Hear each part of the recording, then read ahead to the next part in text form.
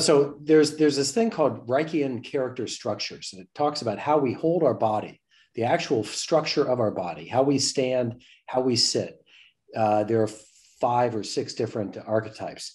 I embody, and they, what causes them to come about in our lives is something that happens either in utero or in the first 6 or 7 years of life. 2 things happened. One was when I was in the womb, there was at least somebody thinking about my not surviving. And when someone is not wanted in birth, according to Reichian character structures, that person becomes an escape artist. And in me, I am always disappearing on people. You and I had a funny moment in an elevator where you said, gee, it's really too bad that we don't spend more time together. And the elevator door opened for my floor. I got out, the door was closed, and I said, let's see how this works. And, and the door shut. I am a master at leaving. And I know, it's kind of, before I accepted you for being you entirely, it was really annoying to me. Well, thanks. Because I think I told you, I mean it in a complimentary way. Like, I wanted more of you, and you were like, yeah, sorry, that's what you get.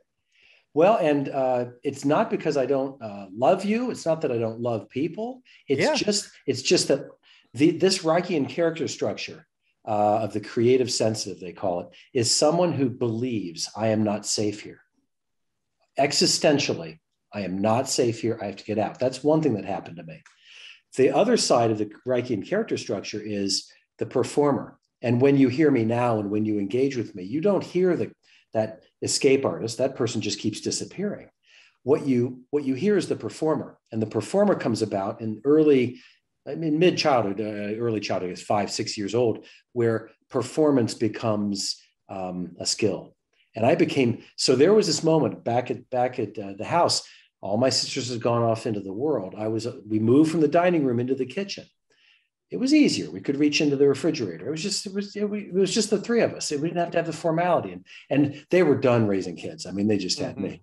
So, but I would always eat quickly because I was an adolescent. And I would say, may I please be excused? That was the ritual. And my parents would always say no. And who says, what is this? And so I would stand up next to the table and make them laugh until they would excuse me.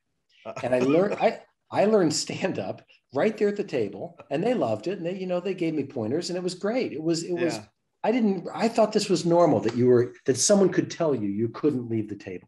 And so how does this inform me now? I am both someone who is trying to get out of the room, any room, all the time, waiting for this to get over so that I can go to the next thing.